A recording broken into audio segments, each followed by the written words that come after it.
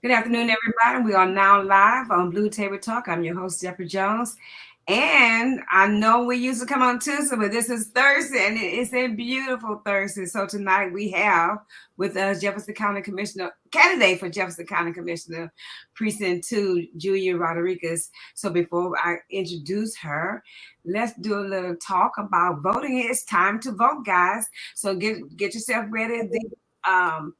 The early voting the early voting the last day to register for early voting was October 11th. So if you didn't do it, you missed it. But guys, if you know someone who needs to vote, get them out there. If they need a ride, whatever they need to do, pick them up, or however they need to get to the polls, go there. Remember, you don't have to vote in your precinct. Good evening, everybody. You don't have to vote in your precinct. You can go anywhere to vote. So just as long as you get out and vote, go out and tell everybody that it is voting time. October 28th is the last day to apply for the mail-in ballot. So we have time. We have time. So guess what? We are we're getting ready for early voting right now. So early voting starts October 24th, and it ends on November 4th. And the voting election day is November 8th. So remember those days. October 24th starts early voting all the way to November 4th. Then election day is November 8th. Good morning. Good evening, Kathy Wingate. How are you tonight? Thanks for joining us on Blue Table Talk. Okay, if you out here on Blue Table Talk, what I need you to do is share. Go ahead and hit that share button because you know sharing is caring, and hit that share button so that everybody else to know that we have on tonight candidate for Jefferson County Commissioner Precinct 2, Julia Rodriguez. Good morning, good afternoon, Julia. How are you tonight? Good, how are you? Great, girl. Give us a little introduction about just a little synopsis about yourself, because a lot of people who don't know you will know you tonight. So let them know a little bit about you. Great, yeah. Well, something that definitely is important to the people of Precinct 2 to know is that I am the daughter of a public school teacher who graduated from Port Neches Groves in 1968 and a Vietnam veteran who found his career in law enforcement. And me and my mom actually live right next door to the house that she grew up in. And so I'm a homeowner. I've seen the property tax bills. I have deep roots in Precinct 2. But aside from that, I currently work at Lamar Institute of Technology in the Continuing Education and Workforce Department.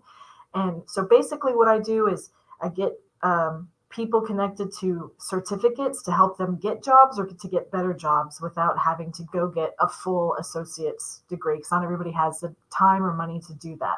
But you can get a certification that'll move you forward.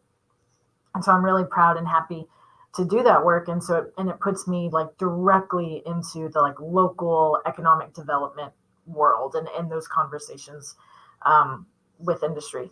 I actually started getting involved in local politics around 2017, and I had back in the day a podcast called Wake Up Beaumont where I talked about kind of similar to this, where it's like who is running, what do they do, how does it affect me, because it's really hard to find out about local politics unless it's someone and a lot of people, they feel overwhelmed and so they just don't vote, which I totally understand. And so I'm super into like bringing information to people, making it accessible. I'm a voter registrar and I love registering voters and seeing them excited to have the chance to use their voice. And I'm really ready for sweater weather. It is still too hot. It's getting there because every morning I wake up, I have to ask Alexa, how cold is it outside? Not cold enough. Good. Because when I met you the other day, I was like, okay, would you like to come on my podcast? And first I introduced myself and you were like, I know you, Deborah Jones. I'm like, what? I'm well known. But it's a pleasure to meet you, to have met you, and good luck on this election. and everything that you're doing. Thanks for running for this office. What made you want to run for this office anyway? So, really, what made me run, or what made me start paying attention to county government, is that I had a run-in with a elected official in the county who told me that they did not have time for me, and that they did not have time to answer my questions, and they did not have time to help me understand what, as a constituency, we were supposed to be voting on, and that was had to do with Ford Park at the time. Mm-hmm. And I did not deserve to be treated like that, and no constituent deserves to be treated like that. If you're an elected official, you are held accountable to the people. And so I started, looking into what the county government does and how important it is, and it just kind of lit a fire, under me to say, I care about people. I want to help people, and that's the type of person who should be in city and county government, not someone who thinks that they're too important to talk to us when we have questions. So Yeah. it's a little petty, but that's the truth. I mean, it is what it is. I mean, I think that people should stop and talk to you, especially the county officials. They should stop and talk to you, whatever your needs are. So if they can't get the answer for you, they need to go out and get that answer for you. Right. So that's my pick on it.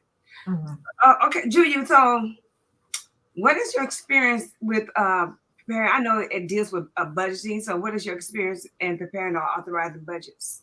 Sure. So firstly, I just want to say that I am and always have been a working class, normal, average person, and anybody who can take care of their families and live a comfortable life and try to make a comfortable life for themselves at middle class or below, like, are experts at budgeting. And we don't give enough credit to people for doing the best they can and thriving and surviving on what little resources that a lot of people have. So a lot of my budget experience comes from making sure that the bills are paid, and I think that everybody Right. has those qualifications. But beyond that, in my early 20s, I was involved in several local nonprofit organizations doing budgets for like one time or small events, as well as like long 1 to 5 year plans. And then currently at my position at LIT, I handle a yearly grant of over $100,000. I sit with my department to come up with our budget for the year. Much like the county commissioners, they work together to put the budget. And I also manage, an instructor budget and a supply budget, because, I hire and pay instructors and make sure that I'm paying them, a good living wage or a good wage for their experience and what they're bringing to students, while sticking into that budget. So I deal with that, fairly often, at least, once a week, if not more, Right. with handling money and handling it wisely. Because budget is very important. It's very important. So we have precinct 1, we have precinct 2. So what area is precinct 2? What does it cover? The Okay. boundaries. So it is definitely better to look at a map. But if you say this is Jefferson County, because Jefferson County is pretty long, precinct 2 kind of goes across it, with the 1 and 4, which are mostly Beaumont and the outside of the counties, are up here, and then precinct 3, which is Port Arthur, is down here. So precinct 2 just kind of goes right through the middle, and it has Port Neches, Groves, Nederland, or half of Groves rather, because Commissioner Senegal has another half of Groves. Mm-hmm. Taylor's Landing, LaBelle. So those are the mid county is the main cities, and then out into the county parameters. It's easier to look at a map. It's kind of funny looking. Right. It kind of looks like a snake going right through the county. Right. Okay, so if we did look at it, what type of map would we look at to see? So I can, so Jefferson, the engineering department has a really good map randomly.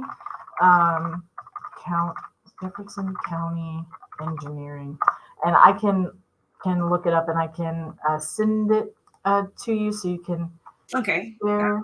But it has the precinct, like the 1, 2, 3, and 4, as Hmm. well as your voting precinct. So when you look on your voting card and it tells you what precinct you're in, I just stuck a link to it in the. Okay, in the chat. Yeah, I see it.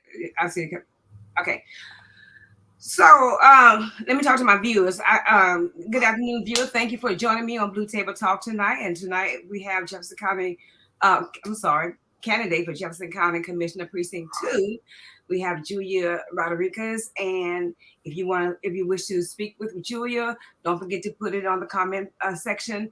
And don't forget to just come in and say hi and about these questions to ask her because she is running for our commissioner, and we need to know what's going on. We need to hold these people accountable for what they're saying and what they're going to do, what they say they're going to do. So throw out these questions, talk to her, and let's get to know her because like we said in the beginning, a lot of us did not or do not know Julia, and we would need to know the only way we know is for her to come in front of us with these podcasts and the forums that they've been having, and for us to go out and get to know our candidates. So Terry Rogers posed a question. Let me go ahead and see what he's saying. He said, will she ensure that the drainage districts are using all available funds to combat flooding? Yeah, that's a great question, and definitely what needs to happen, which I feel like there's a lack of, is a lack of communication and cooperation like between government entities. Like, the county should also be working with the city of Port Arthur, the city of Beaumont, the city of Port Neches, the school districts, the drainage districts. They all shouldn't be, well, this one does that one and that one does that one, and that's it. Because we all live here, and all those government entities are meant to serve us. So definitely there needs to be like cooperation. We sit down and we're like, okay, what are you doing, with your funds? Where do you need help? Where can we, put in, what parts of our budget can be met or can be used to match those efforts. And I think that right there would be definitely the step in the right direction, because what I have seen is a lot of, well, that's a drainage district issue. Go talk to them, instead of what can we do to work with the drainage district to make sure that our tax dollars are being used in the best way. Speaking of our tax dollars, if new resources were available, what one area of the county service would you feel would need most additional resources? Probably my area. Well, so the commissioners, like, they vote together on a board, but you get a budget for your particular area. So if I'm thinking about resources that affects the entire county, um, Thank you, Terry. and I definitely, like, I feel kind of split about it, because when I talk to different people and hear different things, you know, um, like, so for example, the jail, the county jail is just like almost barely structurally sound. And regardless of like how you feel about the people that are being held in the jail, like, they're still our citizens and they deserve to be in a safe, clean environment. And the people who work there deserve to be in a safe, clean environment. And that's something I've heard from quite a few people that work in the county. I also like think about how we think about the unhoused population. And I know it's been a concern for like the cities of Beaumont and the cities of Port Arthur. But really, like, the emergency management team in Jefferson County needs to be a part of that. And when we think about evacuations or that freeze that happened last year, and again, we should all be working together to use the county services that we have to help everybody and all citizens. And that's just kind of like a broad, how my vote can help everybody in the county, not just the people in precinct 2, to make sure that their service is going, to help all of our citizens. I know that for years I have been fussing about my area, that when we have hurricanes, uh, we don't flood, but my drainage system, it backs up. And for days, I have to go without, my sewer system working. And it's horrible because that's unhealthy and unsanitized. So I have fussed about it. I've gone to the or talked to the person that's over this area, and nothing has been done. Now I'm seeing that it's election time, and now they're out here in the streets, you know, working well, probably a street over for me. But I asked the guys, are you coming on my street or whatever? They said, well, we got your street down. It's gonna be last. I'm the one. It backs up. I live on a corner. It backs up in my area. It backs up to my house. So we need this done, and we need it done like yesterday. Mhm. So, but when you talk to the officials, it's like it's a deaf ear. Right, because and what I've heard and what like myself and also what other people have told me is, okay, so maybe the first place you stopped was your city, and the city was like, well, that's not really us, or we can only do this much, and you need to go talk to this one, so you go talk to this one. Well, like, and instead of working, communicating together and working together, everybody's just kind of shuffling the problem around and saying, well, that's not my problem, that's not my problem, and that is not effective for anybody. And people don't have faith that anything is going to get better, anything's going to change when when that happens, when they do that, when they're not trying to do everything they can to fix the problem. Hmm. But do you think the any part of the county budget um, should be shielded from cuts? um Definitely, what should not be cut is like personnel salaries or their benefits, which is actually the largest cost for the county. But I do believe that fiscal responsibility does not automatically mean just like slashing budgets. It means being wise with how you spend your money. Like, so if you have $100, you could either like go out drinking and have fun and go out, or you could, cut it in half and put half in savings and, use the rest for a nice meal. Either way, you're technically within your budget, right? But one is like a better use of the money than the other. And that's like really like simplistic, but the principle is still the same. Like just saying, oh, we're being responsible, we're cutting the budget. You might be cutting things that people really need or have long-term unintended consequences. So like just cutting money is not the best way to be fiscal responsible. It depends on what you use the money for. So like so definitely I don't want to, wouldn't want to pay people less or take away their benefits, but I don't know. I don't think that automatically saying, well, we're going to go in and slash the budget is the best answer every time. So exactly what does a county commissioner do? Sure. So the county commissioner. So firstly, they're a non-legislative body. So like the cities, they can say, they can put noise ordinances or they can pass laws or whatever. But the county government can only do what the Texas Constitution tells them they can do. So they're pretty limited. So they can't pass laws. Really, their power is in how they utilize the budget and how they spend our taxpayer dollars. Whether they're using that budget to fund, the sheriff's department, using it to fund, in drainage, or like you have a bigger area like Houston has a really robust public health department. Like that is really where their power is, and that's really where it affects you, is how they decide to spend the money and how that affects your life. And of course, like the judge, does have power. Like the judge is like, oh, mandatory evacuation or mandatory mask mandate, but that's like power that only the judge can have. But usually, decisions are made as a group, and they most of the decisions concern, okay, we're going to throw money to this project, we're going to, you know, this, that, and the other. That's really where the power is how the money is being spent. Okay, guys, remember we're here. This is Blue Table Talk, and we're talking to um, candidate for Jefferson County Commissioner Precinct 2, Julia Rodriguez. And don't forget that you can pose questions to her. So if you would like to, go ahead and throw those questions out to Julia so that you can know what uh, you would, so we can know what you need to ask her, and so that she can see if she can answer your questions.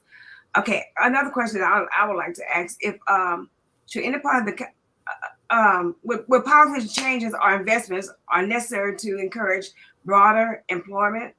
What policy changes? I'm sorry. What policy changes or investments are necessary to encourage broader employment? So that's a really great question that is on the minds of people all over the country. So with my work at LIT, I hear a lot of conversations with industry leaders. I work with the Texas Workforce Commission, and of course, talk to students about the struggles they're having getting gainful employment. And of course, like we need to have a better presence in schools to tell our young people about all of the trades, because right now, like, everybody is kind of aware of like the teacher shortage we have. They're aware of like the medical staff shortage we have, but we also are in like crisis level shortage of like plumbers, electricians, carpenters, skilled labor. And we have to really be creative and not be afraid to think outside the box, because there's a lot of people that are left out of the workforce, like people who have criminal backgrounds. Mm-hmm. We need to let them back in the workforce. People who have people who want like flexibility, to not just wake up and go to work and go to sleep. Like, we have to be open to that. And the you know, nobody really has the answer right now. As a country, we're collectively trying to figure it out. But having an open mind and like looking into what other places are doing, and really listening to citizens as well as to industry, to try to work together to come up with a solution. Because personally, it really bothers me when people say, "Oh, people don't want to work anymore." It's like, no, that's really not it. There's a lot of factors as to why some people, some jobs are not desirable, and we have to be honest about that, and be honest with ourselves and with industry, and be like, look, like, we have to be flexible. Like, the world is changing, and we need to change with it. And it's a question we're all trying to answer right now, I think. Yeah. If Julia Rodriguez was elected, what one part of the county government would receive more attention?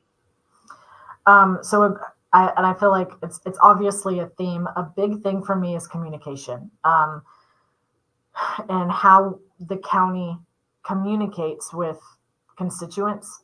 So, for example, if we look at the federal money that was given to counties and cities and states after, like, during the pandemic, um, there was a program in the county for rent relief. And Jefferson County sent almost all of that money back while people were being evicted from their homes. Yes. And that is, I mean, it's disgusting, but it was a communication issue. Like, we can't just, we put it like in the newspaper once or on TV once, or we stapled it to a board outside the courthouse. So there you go. That's the information. Like, that's not good enough. And we need to hold them to a higher standard, and say, you have these resources that could have really saved people, and you didn't utilize them correctly. And that's just a really big thing for me, is that there's that missing communication piece could help people so much, so that we could have a healthy community. And that's something I would put a lot of attention to, is try to figure out how to connect with citizens. You spoke on that, but that really hurt me when they sent all that money back, and the community didn't. I mean, half of the community didn't receive any of it.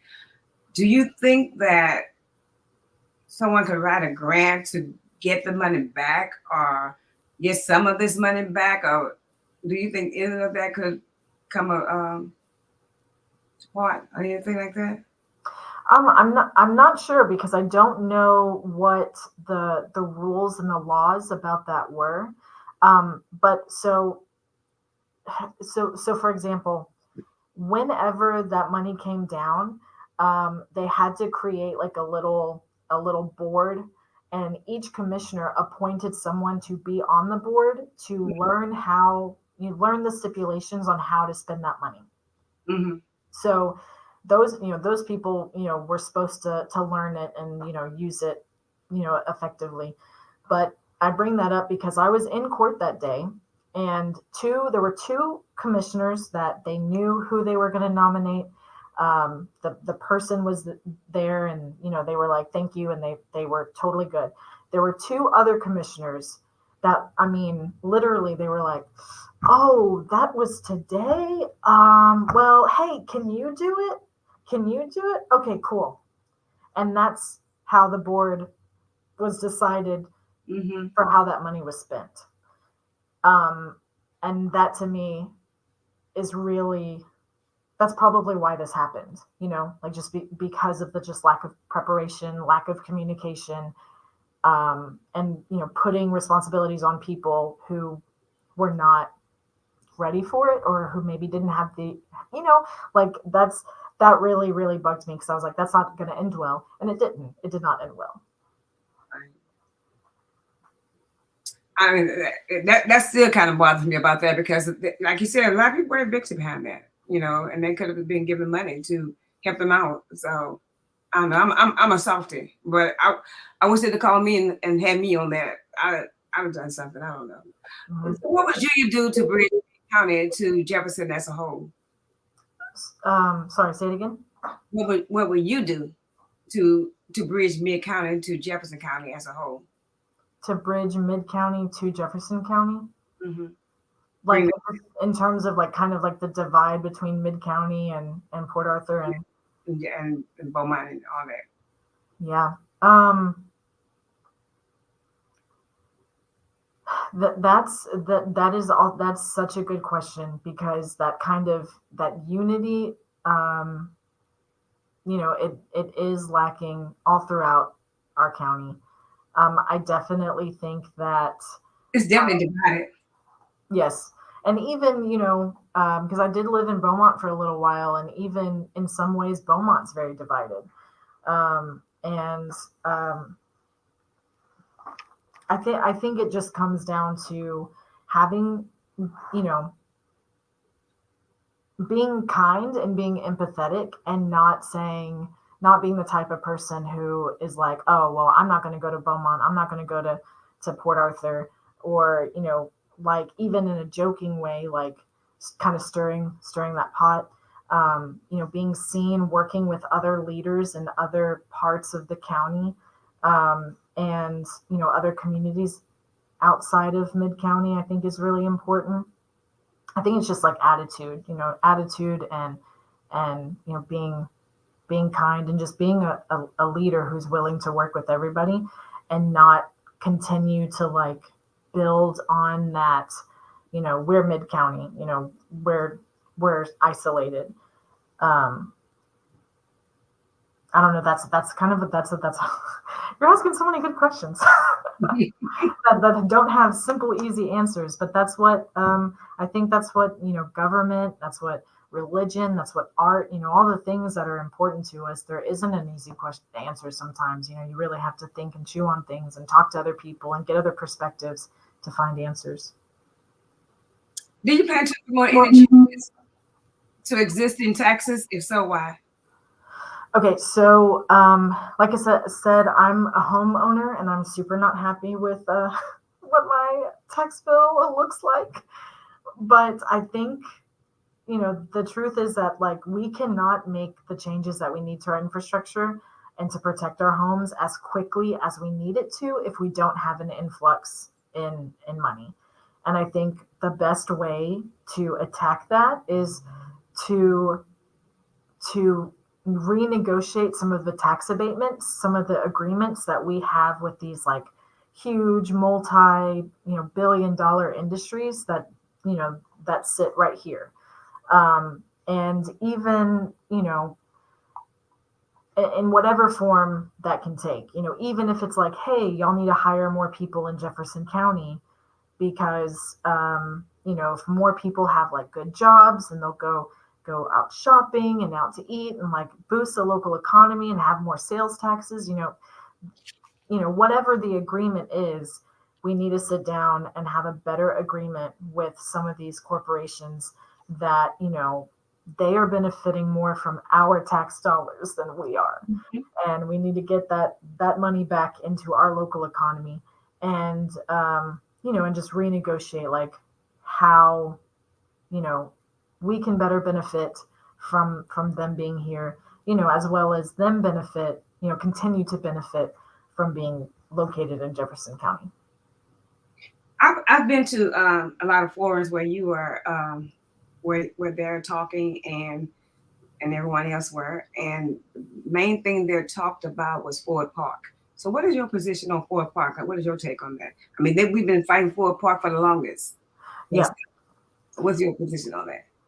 Well, we need to do something about Ford Park. I think everybody is in agreement with that. Whether that is sell it, or whether that is get people in there who know how to manage it and make it profitable. Mhm.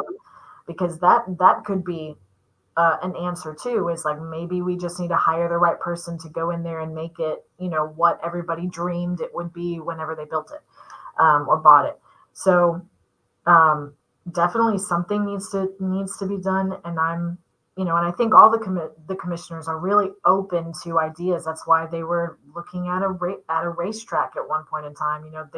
They're ready to let it go too, but it's such a immediate drain our our resources, and we need to either find a way to part with it or find a way for it to start making money, and not that's I don't think anybody is divided on that at all. We all feel the same way about Ford Park, I think. And yeah, but anybody do nothing about it. Yeah, that's true. The last deal has all but fallen You through. know, taxes. No one doing anything about it. I don't know. We, like I said, put me in there. So, so what do you see are the most pressing needs for infrastructure or capital projects in this county? So definitely the drainage, hands down, number one, drainage. And making sure that the levee will hold, making sure that we are being proactive and preventative with our drainage projects, and not just, oh well, it's about to fall apart. We better do something about it. No, like we need to be make putting resources into upkeep over time. And those plans to do so need to be communicated to the community, and be like, hey, look, this is what we're doing. This is what we're working on. There is a school being built behind, in Port Neches, and several people in the neighborhood were concerned about, the drainage, issue that the school might cause. And I understand this is a different form of government, but the idea is they should have been, notified or talked to about. And the same thing, when we have, a bad rain, and, like your neighborhood gets backed up, someone should reach out to you and be like, hey, here is what we're planning on doing to fix this issue. And I mean, even if we pay people to go knock on doors, like to get information to people, especially during like, I know, during like an emergency or something, whatever it takes to keep people safe is what we need to do. And I think a big part of that is letting people know the plan, what the plan is, because a lot of people feel like there is no plan and that, they've been left behind by, um, you know, the government because of, you lose your house every 5 years. And we can't keep allowing that to happen. We have to be proactive, we have to be preventative, and we have to, be communicative about what is happening. I think Beaumont is like a landslide because like your house shifts. You know how your house shifts and everything, and so because of the rain, because of the weather, the erosion, and everything. So that's why this drainage is backing up the way it's doing what it does. If they would listen, if they would just listen and come, because I've had several people come out to check it out, and they say, "Oh, there's nothing we can do about it." Blah, blah, blah. Oh, there is something you can do, you know. And so, but like I said, it's election time now, so now they're on every street trying to fix the drainage, and which is good. Thank you for that, but I want you on my street. That's where the water's backing up because I live on a corner house. I have a Mm. corner and it backs up, and I live by a canal. So I have if that water, the water from the streets doesn't come in, the canal might overflow. So I'm just hoping that somebody come in and do what they need to do before we even have. Probably we haven't had a hurricane in a couple of years. But, you never know. You never know God's work. I don't. So I don't judge. Excuse me. I'm sorry. My dog just blinked my hand. At me. You never know. But with that being said, we need somebody in there to talk to deal with the infrastructure and the capital policy in this area in this county. Mhm. And, And and we need to hold you guys accountable for what you're saying. I mean, yes, talk a good game, but we need for right, you to work up on the game. Yeah. right. Should county commissioners write and adopt specific policies, or should the details of these policies be crafted and implemented by board commissioners or outside specialists? So kind of like I said earlier, the commissioners, their power is really in the budget. They can't really make laws, because the Texas Constitution and um, counties code tells them what they can and can't do. Um, so of course, like, and that's when it comes down to like the people that you put in, even if they're not in your precinct, like what if they're good leaders, because the board can, the court can decide, oh, we're not going to bring any, outside expertise, or, oh, yes, we are going to bring outside expertise, to handle this issue, whatever the issue is, or they could not. And, and that is like their discretion. But nothing in the county happens like in a vacuum. It's not like kind of like the governor or the president where they can just say, okay, this is what we're doing, and that's it. You can't do anything about it. Everything gets passed through like the county auditor or the county engineer or county lawyer, and before it goes to the commissioners, and the commissioners can ask for changes and stuff. And that's when you want a prepared, commissioner too, someone who's ready for the meeting and ready, to, who's looked over the agenda and looked at the projects and stuff, and that they're ready to ask questions from the staff, and hold everything, above board.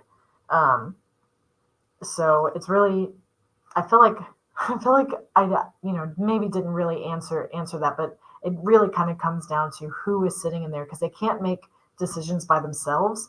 But if they're not holding themselves and their staff to a high standard, then that's where you have potential for things to fall through the cracks.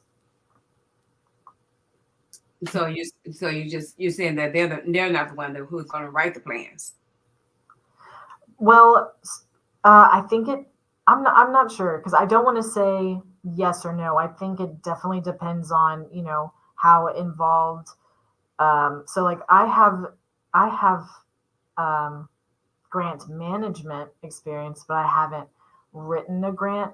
And Mhm. so I would be really interested to sit with the people who do write grants. I believe there is a grant writer in the county, or they want to hire a grant writer. I think there is one that they have hired. But Mhm. to sit in with them and be like, cool, what are we doing? What are we looking at? What are we applying for? Working with the federal and state representatives and being like, cool, send me some money. We need, we need this. Um, I don't think it should be hands off. I think the commissioners should be deep in there with their staff and not just, I don't know. I get the image of, and they are physically, literally higher than everybody in the court. They're like little benches tall, but that feeling they shouldn't feel like, above anybody, or like, I'm too good to research that or anything, like it should be a collaborative process. So do they write the grants themselves? I'm really not sure, but I don't think they, you know, are barred from being in that process Mhm. and being an active part. And I think they should be an active part of as many processes as possible. Tell about our county, about our taxes. Do you think they're too high, about right, or pleasantly low? I know residents think that they are low and could probably go lower, but like I said, long term, what I'm worried about in my future in Jefferson County is if we are not taking care of our infrastructure, then we are literally going to crumble. Like just, a sinkhole right into the Gulf of Mexico, like I would rather, if there had to be a tax increase, I would rather there be small, steady, growth versus like not, you know, versus like things falling apart. I do think that there are ways, like I mentioned earlier, with the tax abatements and sitting at the negotiating table and seeing how we can get more money into the area, from like getting businesses to come here instead of going to Austin, or whatever. There are other ways than raising taxes, but like it's just like with your personal budget, you can pay a low rent and live in a motel and have like a lot of money, or you can live in a more expensive, nicer apartment and have like less money to like spend. And there's no right or wrong, but I feel like as citizens we have to be like, okay, are we satisfied with the services currently being offered to us? If so, you know, fine. If not, like if we want better drainage and drivable roads and a jail that's not falling apart and clean drinking water and public health services, then we need to um, be willing to be like, okay, you know maybe we can think about, what am I trying to say, um, to not be immediately opposed to a small gradual increase if it comes down to that, because ultimately it's going to be, if you have good commissioners, it's going to be used to better the services for everybody. Does that make sense? Yeah. For those of you who are just tuning in, we're talking to candidate for Jefferson County Commissioner Precinct 2, Julia Rodriguez. And I need you to go ahead and ask questions to her and pose the questions to her so you would know who you're voting for, because she is on the ballot. So go ahead and ask questions, because we need, like I said earlier, we need to hold all of them who's running accountable for what they're saying. So come on, let's do what we need to do, and because I know y'all have questions, because y'all ask me questions, and I don't know. So we need to ask the person who's running for the office the questions. Okay, so will you require county employees to pay union as condition of employment? So I mean, if I understand how unions within the county work, um, a county commissioner should not be able to require that, because the unions are created and ran by the workers and they opt into it or not. So I mean, I think I would say no, because I don't think I mean, You can't mandate that someone be in a union or that someone not be in a union. If the workers decide to unionize, then Right. that's yeah. Hmm. Will citizens get more effective services at a better rate? Of function of the county were accomplished by contracting with private providers, or what?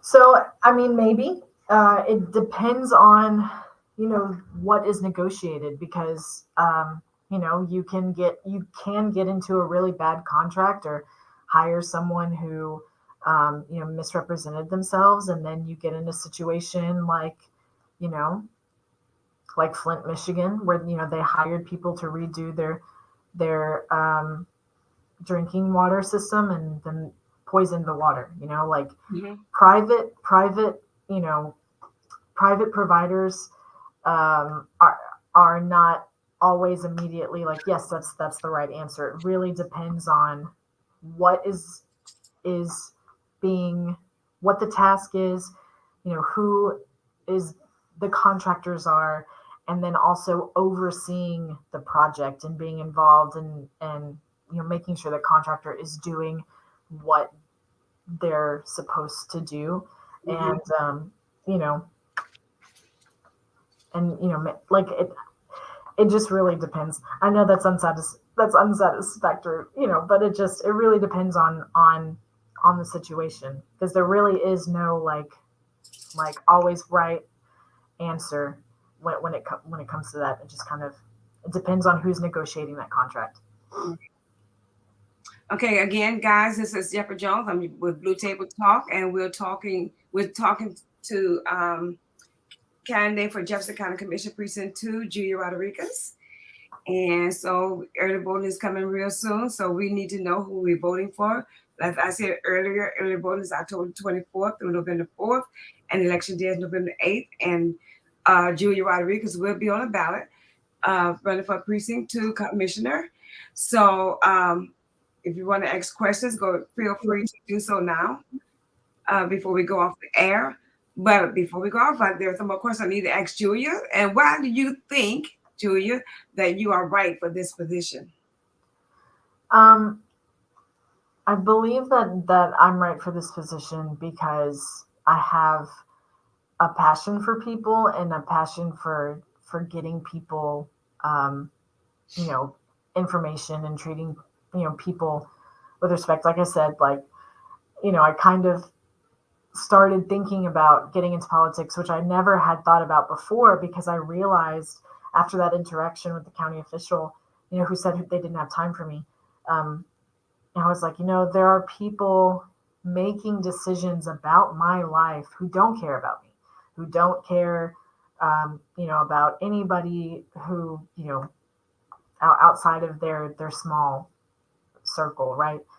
Hmm. And I just feel like it's really important to pay attention to the people that make the decisions that can affect our quality of life. Because if we don't, we run the risk of, you know, having our lives changed in, not great ways. And I know voter apathy is real, and it's really confusing to find all the information and hard to understand it.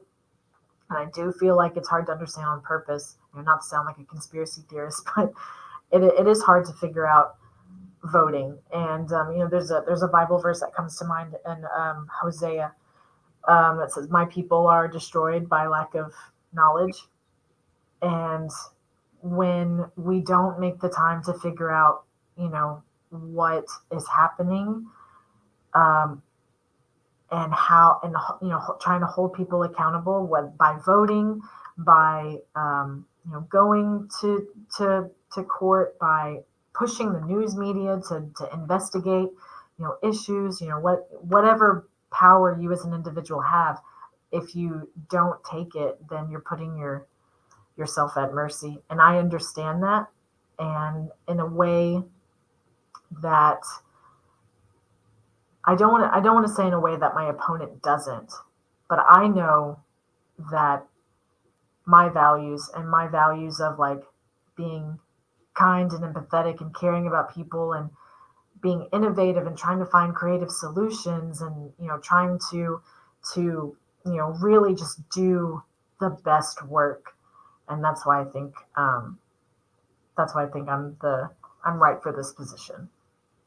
And because honestly, there's nobody on the board. Like, over Jefferson County is mostly female. The largest labor class is the millennial generation, and the average person makes about 48,000 a year. And so that's like, I already represent about like 3/4 of the population that is not being represented at all. And um, when your voice is not at the table, what is that phrase? When you're not at the table, you're on the menu, you know? So I think it's also just really important to have, representation. Um, representation goes deeper than black or white. It goes into like your life experiences. It goes into um, you know your like how you see the world. And that's why we've got a lawyer up there, we've got a business person, we've got a civil engineer. There's all kinds of valid experiences, but we're still missing the experiences of a lot of people in the county. Right. And you, excuse me, and your voice does count. So you got, guys, you have got to vote, because your vote matters, and it is your voice. So go out there and vote, and get those who are registered, and because those who are not registered, it's really too late for them to get registered, because it's been since October. It stopped October 11th, Mhm. but you still have time for the mail in. It ends on October 28th. So if you are registered to vote, go out and vote. Get the person next to you. Go down the street. Get your neighbors. If they don't have rides, go get. This is a serious election. We know that we talk about the president election and all the national elections. They're serious, but guess what? Your local is as serious as the national. So Mhm. whoever's in your local district, you need to go ahead and vote for them, because they're the one that's going to represent you. So your is your vote. So October the 24th, November 4th is early voting. Early, like I said, I'm gonna say it one more time. October 24th through November 4th is early voting. Election day is November 8th, Tuesday, November 8th. Go out there and vote. We have several people on the ballot. Get in touch with them, call them. I've been having them on my podcast, and go out there and listen to what they have to say. And if when they win, hold them accountable for what they said. Don't forget that they said this or that, or they're gonna do this, and they're all talking about infrastructure. And don't forget to hold them accountable, because that is very serious. Mhm. And the development of Beaumont, so that's very serious. And so we need to go out there and encourage them and help them, and both of them. Next week we'll have on our podcast Tuesday night. It's Tuesday night. We have Jess Prince. She's running. She's a candidate running for county clerk, so she'll be on Tuesday night.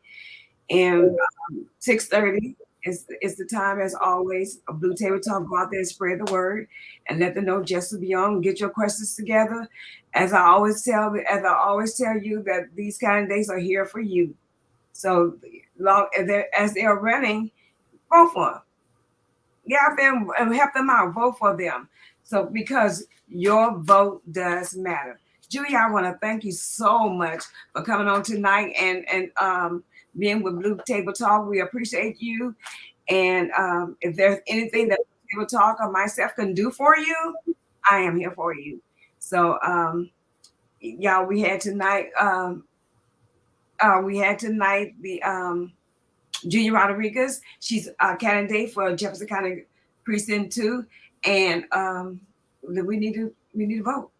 That's it, right, Julia? Right.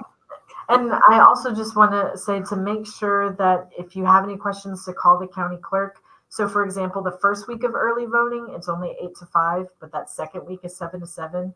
So, don't, make sure you figure out a voting plan, when you're going to go, what day, what time, where, and make that happen. And, if you have any questions or, clarifications or even any criticisms for any candidates, like reach out to them, because but I can speak for myself personally. I learn a lot by talking to y'all and like hearing what y'all feel like is important, and the problems and that you see, and what you want to see, and how you want to see the community to grow and thrive, and that's that's really important too. Right, right. Very important. I want to thank my viewers for coming on tonight. Hey, Brian, the Blue Wave, huh? Okay. I want to thank my people for coming on tonight. You guys always back me up and continue to back us up on Blue Table Talk, and so we can push our candidates out and show them and we're supporting them, whoever it is. We're supporting them. Whoever you vote for is your choice. It's your choice, not mine. Yours. So I know who my choice is. So you listen to these candidates, and then you can find out who's your choice. Good night, everybody. Blue Table Talk is signing off right now. Thank you, Kathy. Thank you, Terry. Thank you, Brian, for the comment section, and the rest of you guys who are on my phone who didn't say anything. But I know y'all wanted to say it, but we appreciate y'all. Thanks a lot. Thank you, Julia. Thank you. Good night. If I can help somebody as I pass along this way, then I know that my living is not in vain. God bless you and God keep you is my prayer. Good night. Stay on, Julia.